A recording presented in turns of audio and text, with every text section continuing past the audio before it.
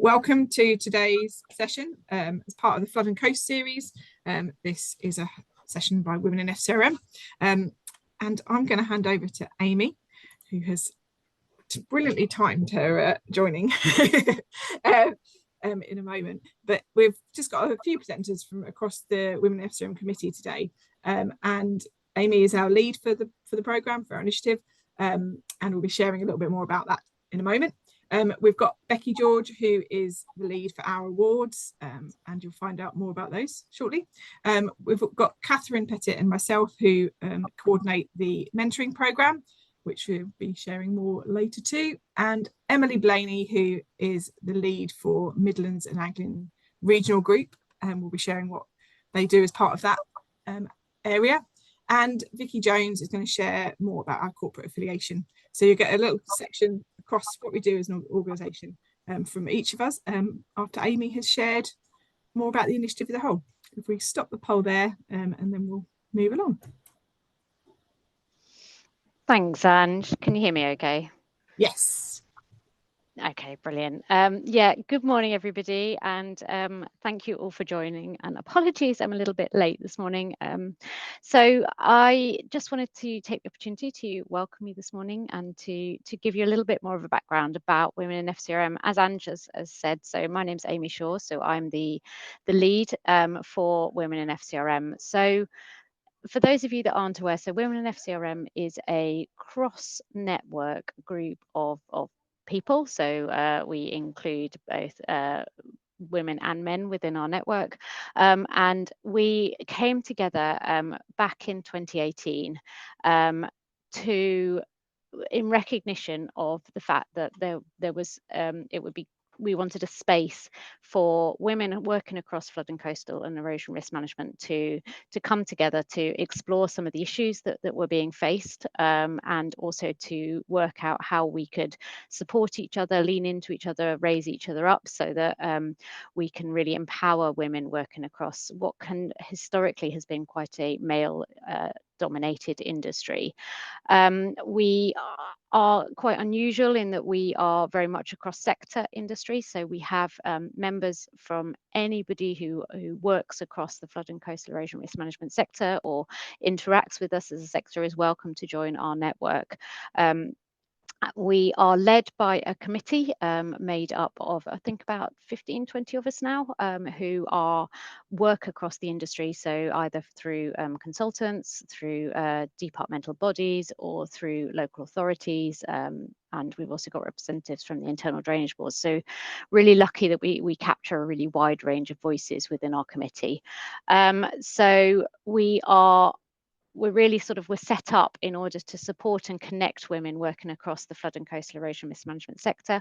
We're very much focused on women and those who line manage them, but essentially our main aim is around striving for gender equality for everyone. So as I said, our membership is open to all.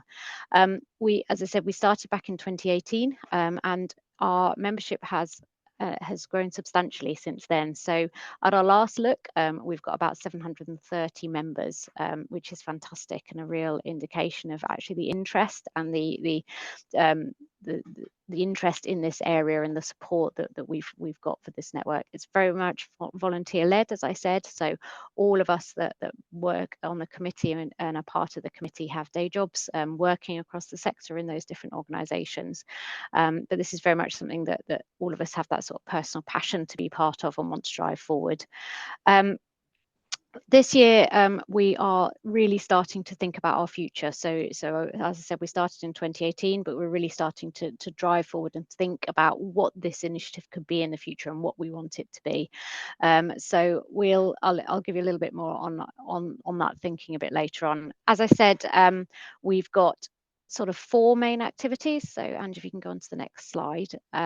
So essentially our network undertakes these 4 key activities, and I said we're going to go through each of those in more detail, so I won't go through them in too much detail, but just to give you a bit of a flavour of those 4 areas. So in terms of networking, we've got a large, that's our space that we really try and bring people together. So that's our core activity around bringing people together, providing that safe space for women and men who work across the sector to network to talk about gender equality. We then offer our networking program, our mentoring program, which Catherine will give you a little bit more information about, and that's one of our most popular parts of the initiative and has really grown substantially and become a really fantastic arm of the Women in FCRM initiative. And hopefully many of you who are on this call have either been involved as a mentor or a mentee, or are perhaps interested in being involved in the future. For those of you who've been at Flood and Coast, you'll be aware about our awards. And again, Becky will go into that in more detail. And then finally, our newest area is around corporate affiliation. So what we're really keen is that the initiative starts to grow and starts to really garner that support from organisations that are driving fantastic initiatives around gender equality. So corporate affiliation is that opportunity for organisations working across the sector to demonstrate what they're doing to achieve gender equality. So hopefully that gives you a bit of a flavour. I'm now going to hand over to my colleagues in the committee who are the main leads on those 4 elements to give you a bit more information. So thanks, Ange.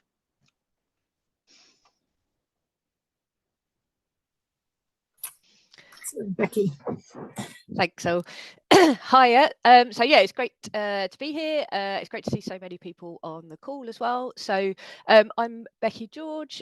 My day job is I work in one of our flood risk management teams at the Environment Agency, in one of our national teams. But my main role on the Women in FCRM committee is to lead our annual awards, which I'm just going to give a bit more information about. So we launched our annual awards in 2019, and they're a really fantastic opportunity to shine a spotlight and celebrate the great work that great people are doing on gender equality in the workplace and across the industry. They're free to enter, and they're open to individuals of any gender at any stage of their career and in any organisation, big or small, public or private, that is operating in the FCRM sector.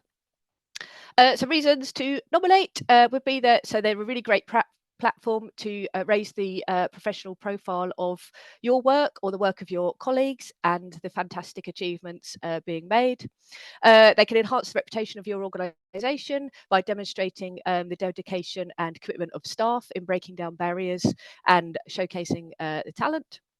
And by celebrating the achievements of inspiring people, they inspire others to pick up the baton and take action and make a difference as well themselves. So there are 3 categories. So the first one is the Rising Star Award. So this is sort of aimed at someone who is maybe in the more earlier stages of their career in FCRM. So, you know, for example, potentially a recent graduate, or someone who, you know, has had a career change into the FCRM sector, and who over the last sort of 12 months has proactively influenced and promoted gender equality, diversity and inclusion. This, you know, potentially is someone who's maybe operating at more junior grade, so potentially their sort of positive impact and influence is felt maybe more sort of within their own organisation. The second award is the Equality Leadership Award, and that's, I guess, aimed more at experienced individuals. So this might be someone who's potentially operating at a more senior level, and so therefore their positive impact and influence might be felt a bit wider, so potentially not only within their organisation but across the wider FCRM sector.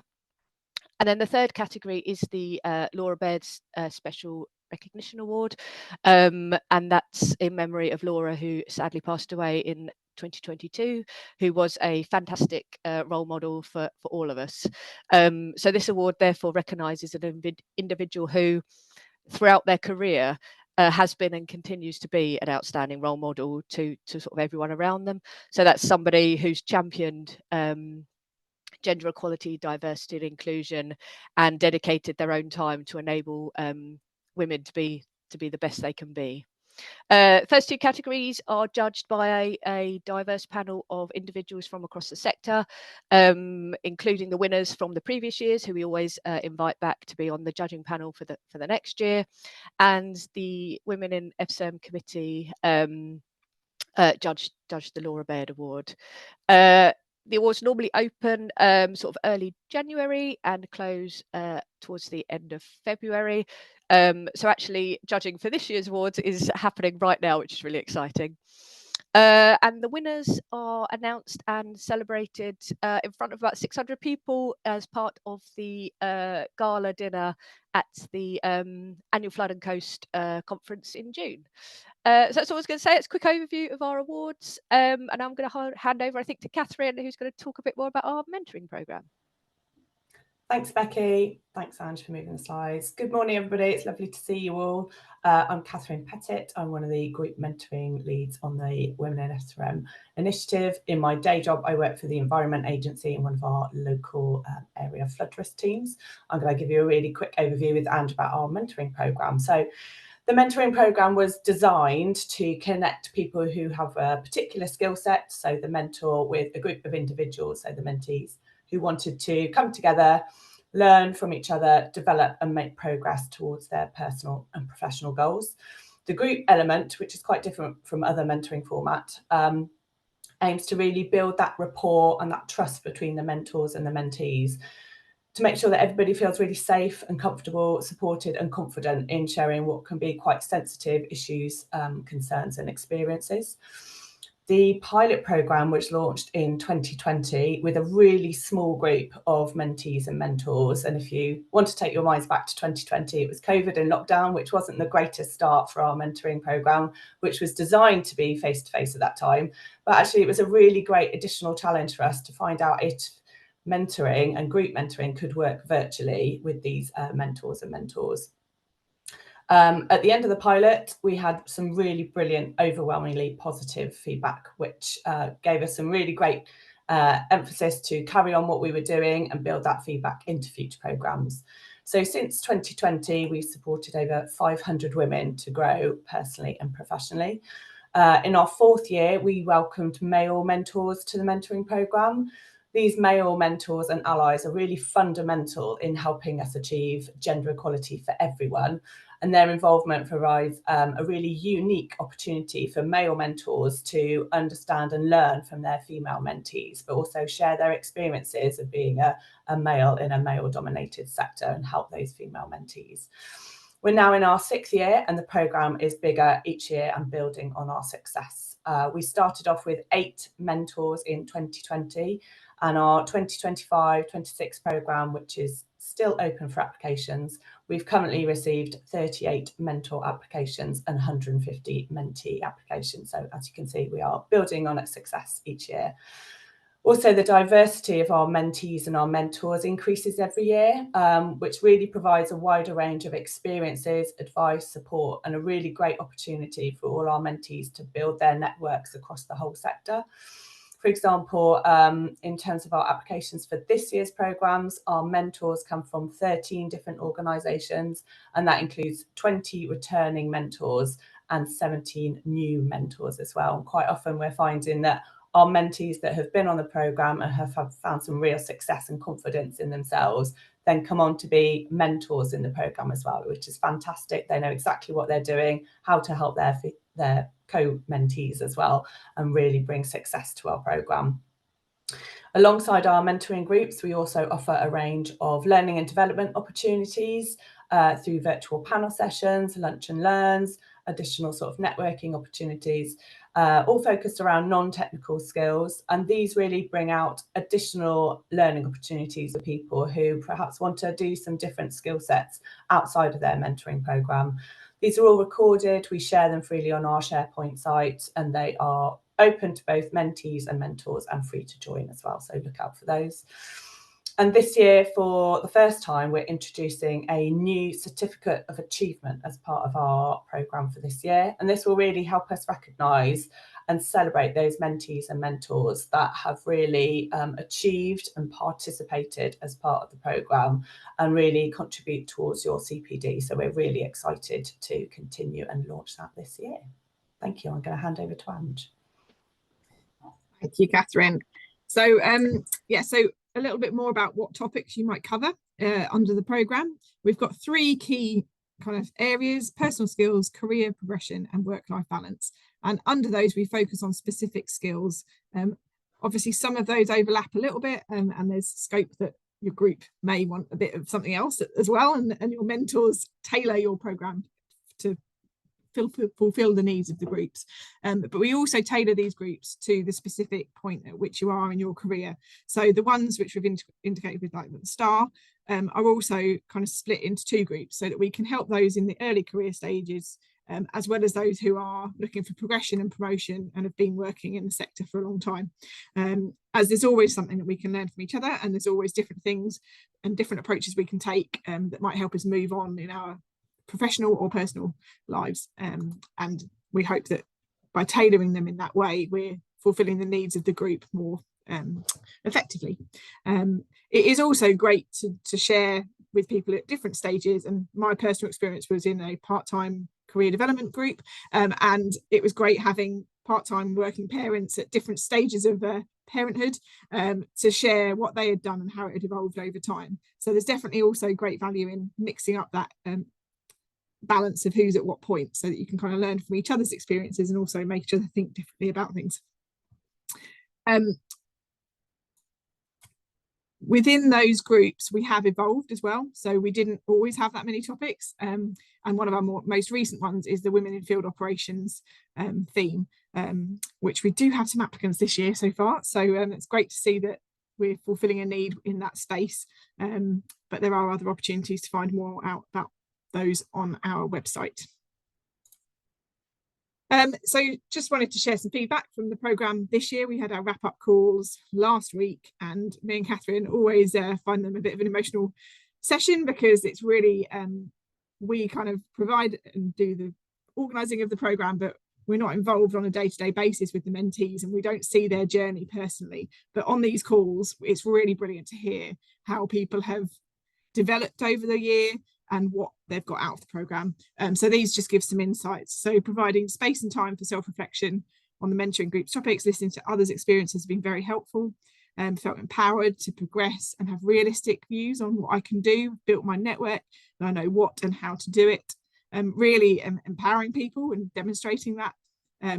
Also, I found it useful to have discussions with others outside the immediate work area about my career and progression, creating that kind of critical friend who isn't someone who sees you on a day-to-day basis, but that you can kind of bounce ideas off, and they can say, oh, that didn't work for me, or hasn't worked in the past, but I'll give this a go, and kind of just check back, does that work, or has that worked for yourself? And the support of the mentoring group has given me confidence to apply and secure a higher grade role. Some of our outcomes, which we track through the programme at the 6-month stage and at the end, have shown that 20% of people have gained promotion, 70% have greater self-confidence and personal presence, 10% have created a career plan, and half said they expanded their professional networks. It also empowered some people to apply for chartership. So there's a whole suite of benefits that our mentees have found being part of the programme. But they're not the only ones who get a benefit out of it. The mentors have also fed back that they found the experience invaluable, and they've learned a lot from the mentors and mentees that they've worked with. I feel insights and learning from mentees are valuable for me as well. So learning happens both ways. It's not just led from a mentor down to the mentees. It's been really positive to see how the mentees have made progress, and how they have taken things on board and shared and picked out what we've done to build a set of strategies that work for themselves. Really great that they're taking on board all the tools and ideas that are being shared in those groups and finding a way to apply them for their own progression. And I've learned a lot about my own mentoring style. It's really aligned well with my other personal development goals, leadership skills, mentoring and styles. So people are learning through the programme, and like we haven't had people, well, it's very rare someone struggles. These groups are formed with different people, different personalities, and we do try, when we get the applications like we've got at the moment, we're looking for groupings for virtual and face-to-face and trying to fulfill everybody's needs.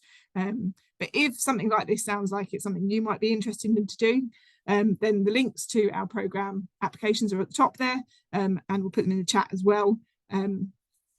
So do consider it. We've extended the deadline, which was Sunday night, to tomorrow at 5 o'clock, in case anyone was on the call today and was like, oh, I've just missed out, but I really wanted to be part of this. So please do act quickly and get your application in. There's guidance on our website to find out more about the programme, about what we expect in terms of the time commitments people put in, but also more about the topics and what you might cover to support that information. And we do also engage with our mentees and mentors throughout the programme so that we've got support for you as individuals in groups and as the mentors, and making sure you've got the resources you need so that we can support you and provide connections with other mentors so that you may have groups working together. And we had some conversations with our male mentors as a little cohort recently, and it was really interesting to hear their feedback and their experiences and their passion at why they are helping and being part of this programme. And we will share that. I think it's available on our website and our SharePoint, so you can see a little bit of an insight as to why those male mentors have chosen to be allies of our programme and are really keen to support us going forward. So yeah, so I'll put the links in the chat, and if you want to sign up, please do so by 5 o'clock tomorrow. We've now got a poll just to gain some insights from those on the call if you've been part of our programme, but also if you have any ideas of other lunch and learn topics that you might want covering. So I'll give you a minute to respond to that.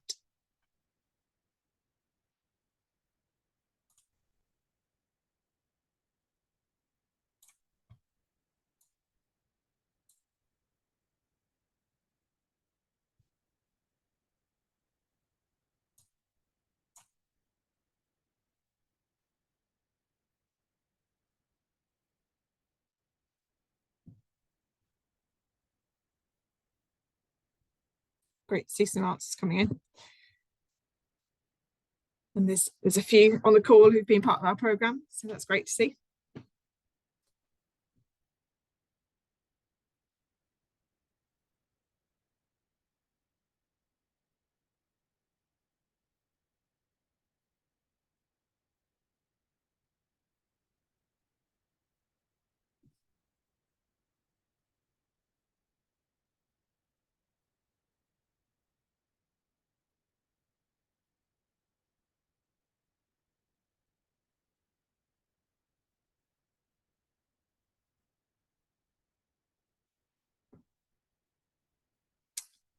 Okay, I'll end the poll there and share those results with you. And then I'm going to move on and introduce Emily. Thanks, Ange. Hi everyone, it's great to be here, and yeah, as everyone else has said, great to see so many of you here today. So I am the current chair of the Midlands and Anglian group. I've been involved in the group since 2019, I think, when we had our first event in Peterborough, which was really well attended, following the success of the initial Flood and Coast event. We currently have 2 regional groups. We have our Northern group and our Midlands and Anglian group. Our Midlands and Anglian group is our longest standing group, so just by nature is more kind of formed and has had more events, but we're definitely keen to expand that Northern group. We are run by a small group of volunteers, much like the National Committee, but the reason the regional groups differ is that we aim to offer accessible, informal, smaller, friendly, not that the national group isn't friendly, but yeah, local networking events really, and on a more regular cycle than the one that we'll talk about in the next slide. They're open to all to attend. We do encourage men to attend as well, and allies to attend, and they're always free of charge. In our Midlands and Anglian group, we've delivered a number of events, including in person, and we've also done some online as well, especially during COVID. They usually include some kind of talk or presentation or panel session, and then with a networking opportunity as well. But we're always keen for feedback. So if there is a local event that you'd like to see, or like a type of event that you'd like to attend, please do get in touch and let us know what that looks like. We are run by volunteers, and we always welcome volunteers. I've been, as I said, part of the group since 2019. I joined when I was a graduate, and I've formed some really strong connections with other people across the industry with a similar passion for gender equity. And I've also learnt a lot through getting to be part of the national committee on behalf of the regional group. I find our Midlands and Anglian group of volunteers, they're just brilliant. They are representative of all organisations across the sector, and at different levels in their career as well. So it's a really great space to learn, a safe space to talk about gender equity and other social challenges. And we are really friendly. So do get in touch if you want to, if you feel like you want to join. We also would welcome any offers for if your organisation would like to host one of our regional events. That would be fantastic. Supply us with tea and coffee, all of that sort of good stuff. We are kind of constrained by where we can host these events. They're usually quite small, 30 to 50 people at the most, and so they are really informal and quite intimate. We're also exploring the potential for setting up a Southern regional group. So if you are interested in driving that forward, again, please get in touch. But really, look out for our events on LinkedIn, on our LinkedIn page. We are planning, the Midlands and Anglian group are planning an event in Peterborough in the summer. So follow our LinkedIn page and look out for that for more information. And I really look forward to seeing some of you at some future events. I think that was all from regional groups. I think I'm handing back over to you, aren't I, Ange, for national networking? Yes, you are. Thank you very much, Emily. Yeah, so in terms of national events, we host a networking session at Flood and Coast, and over the last 3 years, this has covered breaking the bias, embracing equity, and last year's theme was Invest in Women, Accelerate Progress. These sessions have been one of the most attended sessions at Flood and Coast and are always the talk of the conference for the rest of the week, and it's been a really interesting event to have been involved with and attended, but also coordinated over the last 3 years. They're open to all and free to attend. So if you attend Flood and Coast and you're planning to attend this year, do make sure you look in the programme and see where we are. We haven't yet finalised the date and time of our session, but we will, like Emily said, share those kind of things on LinkedIn and widely in advance so that everyone can come along and be part of the conversation. The format of these sessions has been a mixed gender panel sharing their experiences on the theme, and then a discussion, like roundtable discussion after, where we've captured kind of experiences and feedback and thoughts and ideas from the groups, which we can then share later in terms of helping us identify better ways we can support people and organisations, but also learning from what people would like and how they have dealt with situations, so we can kind of share that knowledge and awareness with the sector. Certainly in terms of numbers for June 2020 session, there was over 160 men and women from across the sector who attended, and so we're really delighted that we get that audience, and that it's also representative of the kind of attendees of the conference on the whole, that it's that mixed gender audience, so we're able to share and influence. And often the men leave the room shocked at the experiences they are hearing about, but that means that they are then aware and able to consider how they may react in a situation where they may be able to be an ally for a woman in their office or one of their colleagues, and really that is part of the aim of our initiative, is just to make awareness and to help have an impact on gender equality in the workplace. So if you have any ideas for a topic or an area that you would like to see discussed, something that you've been challenged by in your workplace or in your circle of influence, feel free to share that on the poll that's going to be up in a second. And if you've got any ideas on a different format as well, and anything you would like to see differently or see us do, then now is your chance to suggest. So please do complete that poll.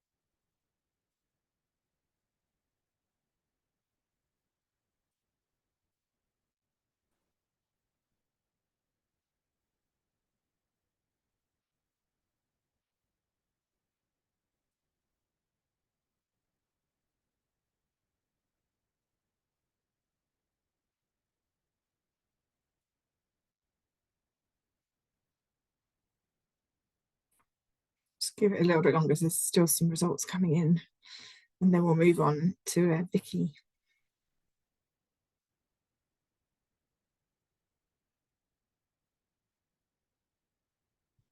Okay, I'll end the poll there and share the next slide.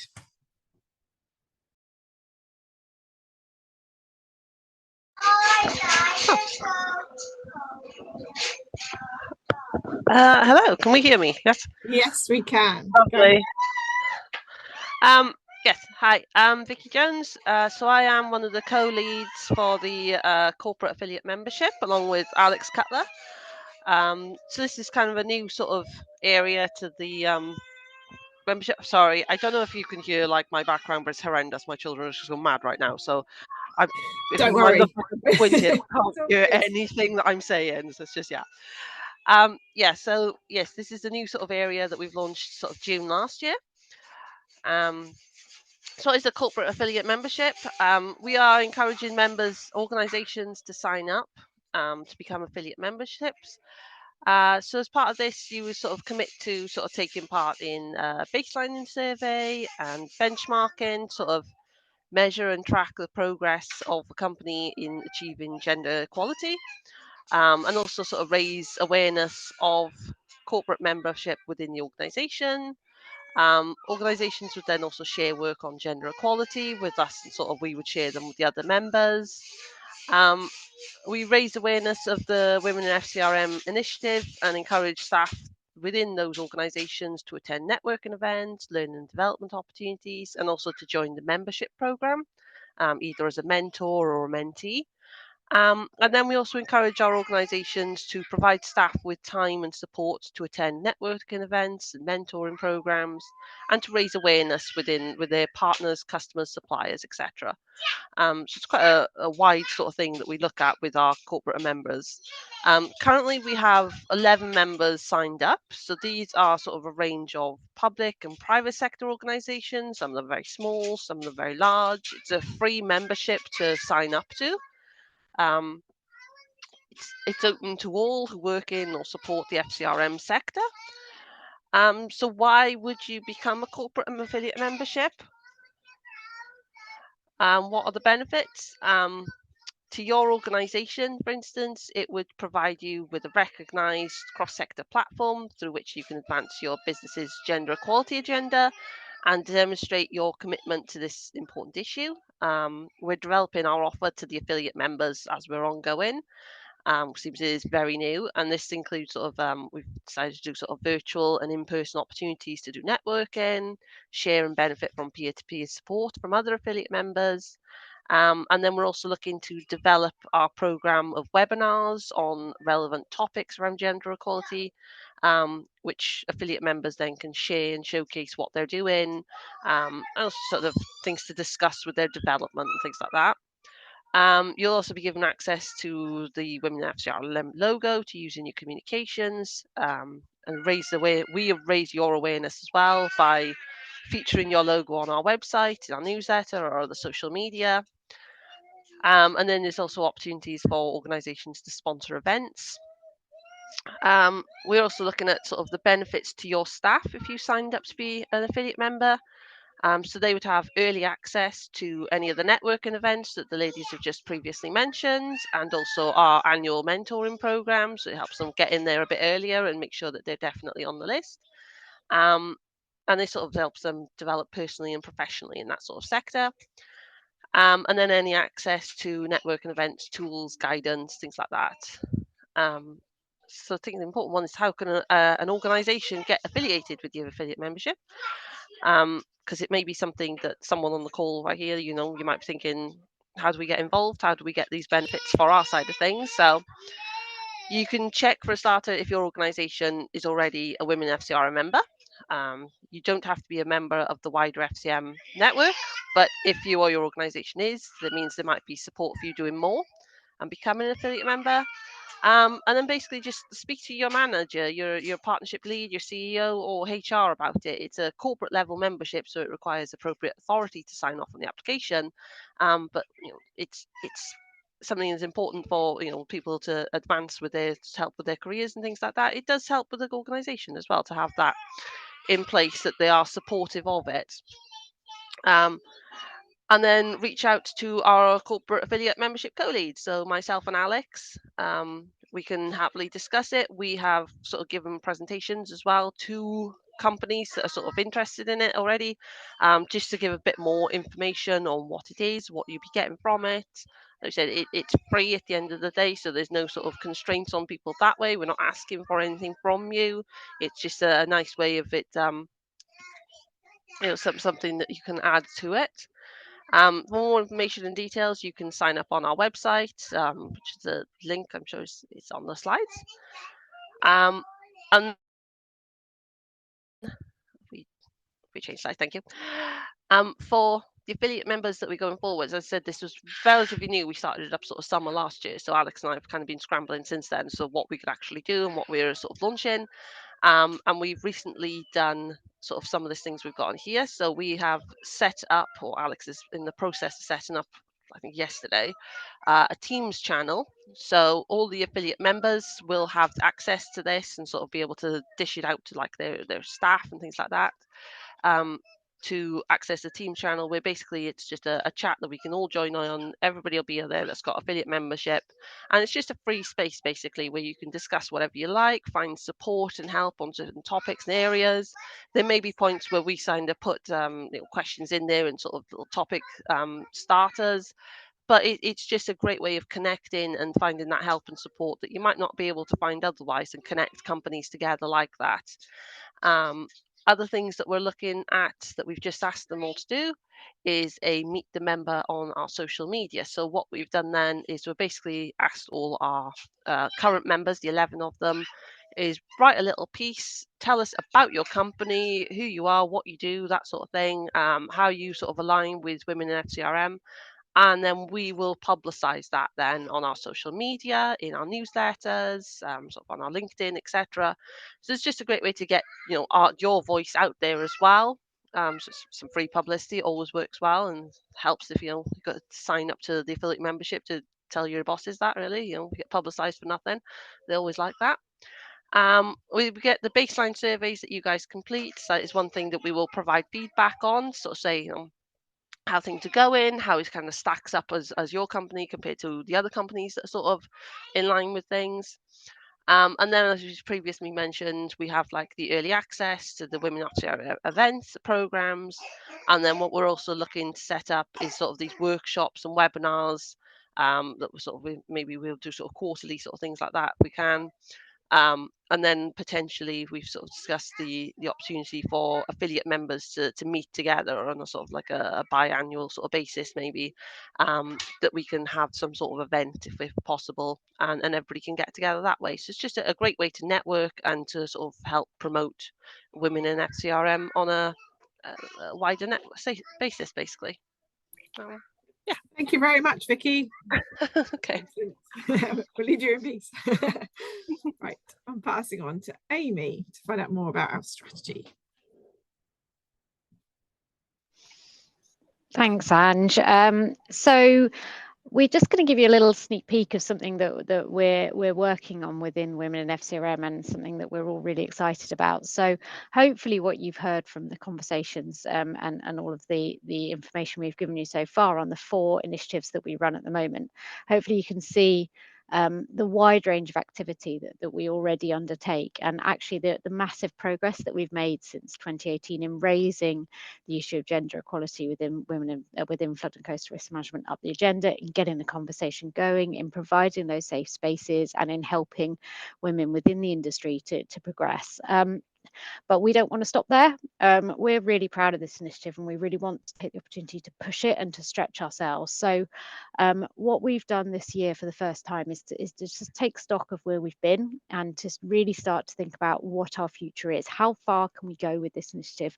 When we started, it was very much, we gave it a go, I suppose, and actually what we've seen and the interest that has built around this initiative has given us the confidence that there is more we can do, and there is continued and actually increasing interest in this, in women, in supporting women to be the best they can within this industry.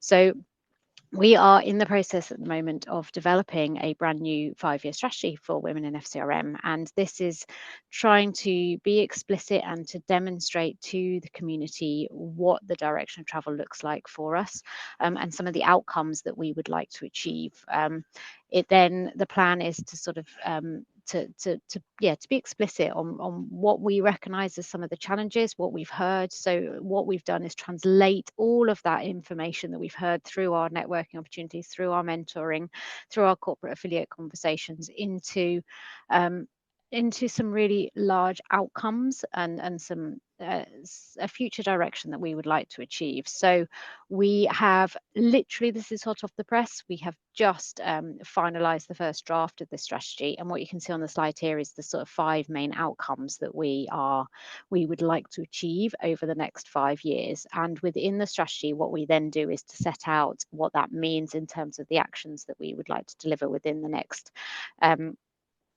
0 to 2 years and 3 to 5 years, and actually beyond.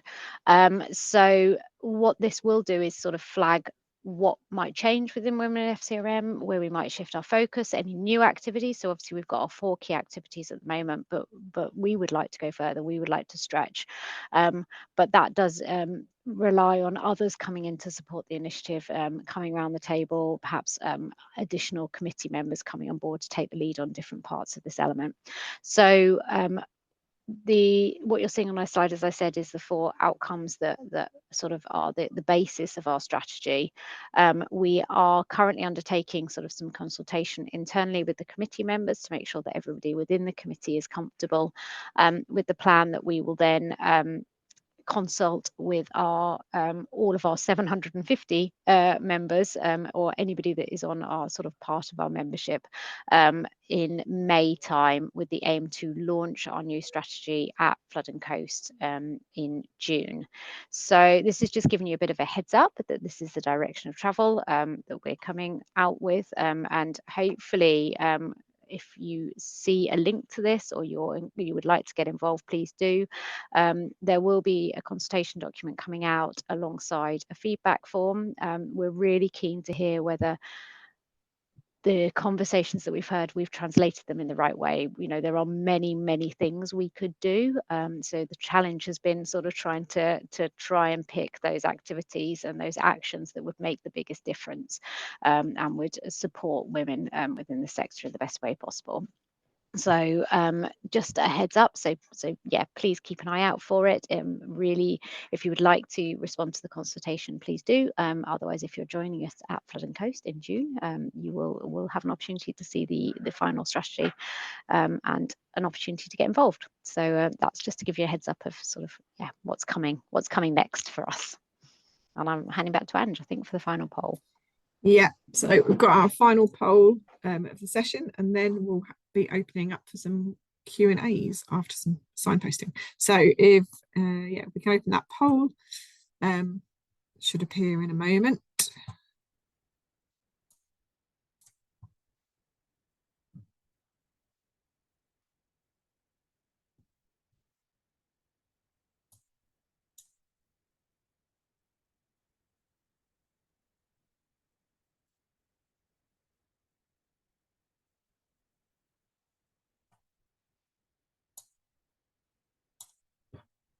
Getting involved in kind of initiatives like Women in SRM does provide something like outside of the day job, which many of our affiliate organisations and those of us who are on the committee, like we have that as a real benefit to like broaden our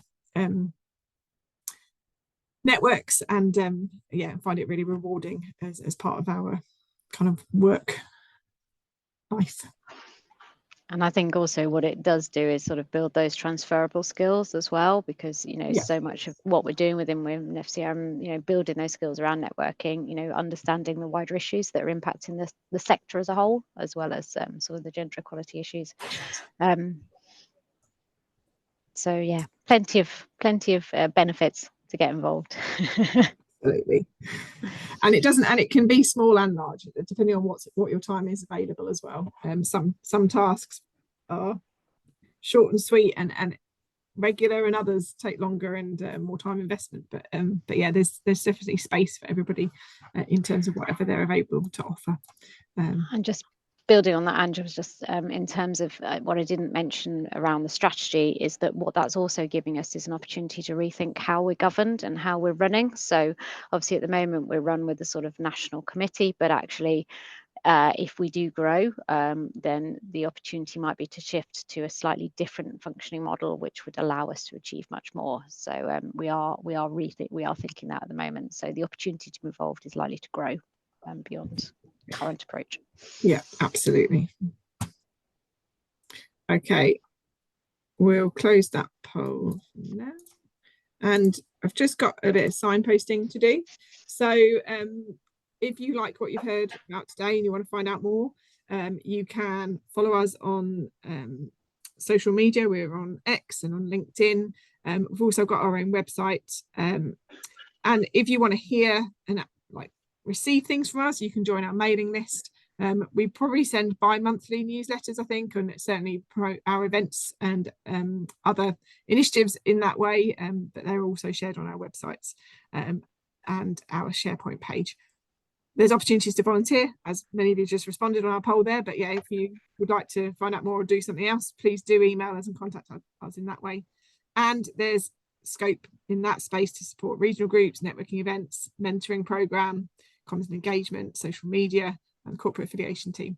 And we look forward to seeing you at potentially Flood and Coast on the 3rd to 5th of June in Telford, or later in the year we'll also be at FloodX in London.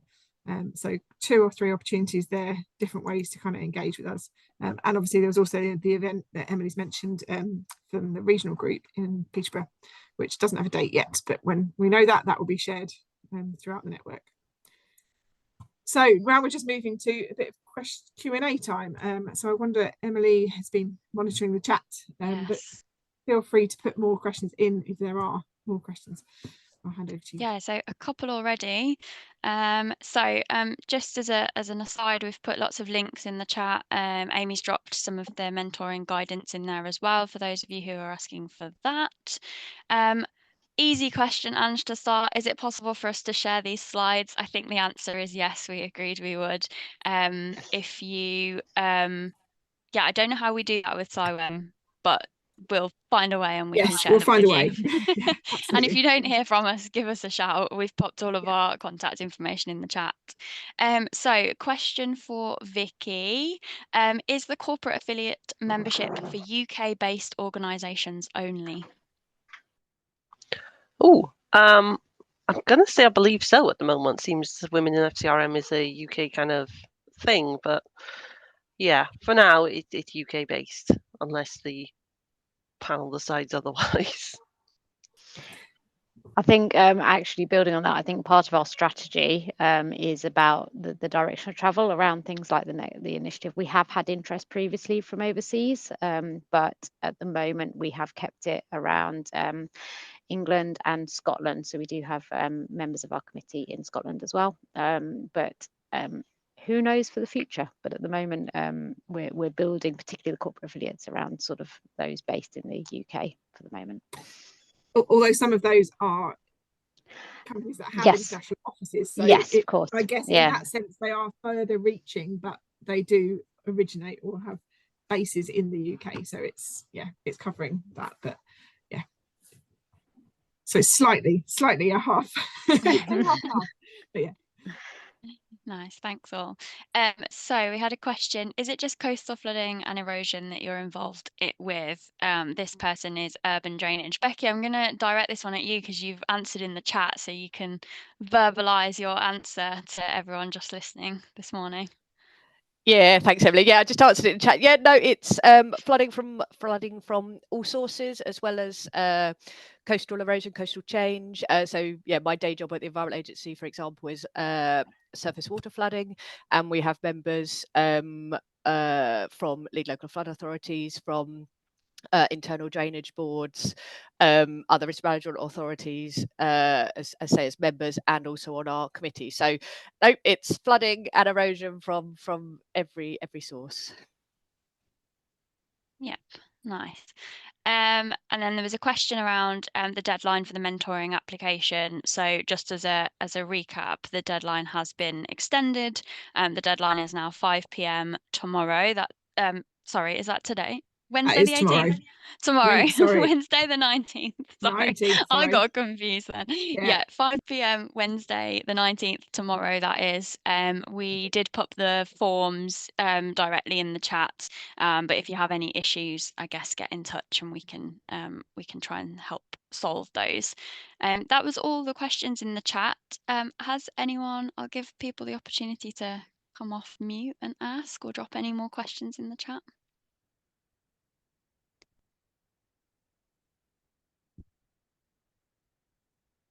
No, I mean, it is 9:25 on a Tuesday, so maybe people are still waking up. I'll move the slides along, but do feel free to put any questions in the chat, and definitely do feel free to contact us. I'll put on the next slide our email addresses. So we've got a initiative-wide Women in FCRM email address specifically for mentoring. There's one for that too, and you can find out more, and all of those contact details are on our website as well.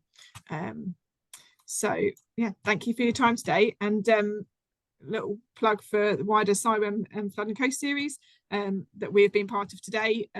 There's more to come, and thank you very much for everyone's time, and we hope that we'll work out how we share slides. I'm sure CIWEM will maybe send an email around to the attendees, and we can put a link to where we'll save this slide deck for those to view again, and share with others who haven't been able to attend. But yeah, thank you very much to all our presenters across the call from the committee, and CIWEM for letting us host the session.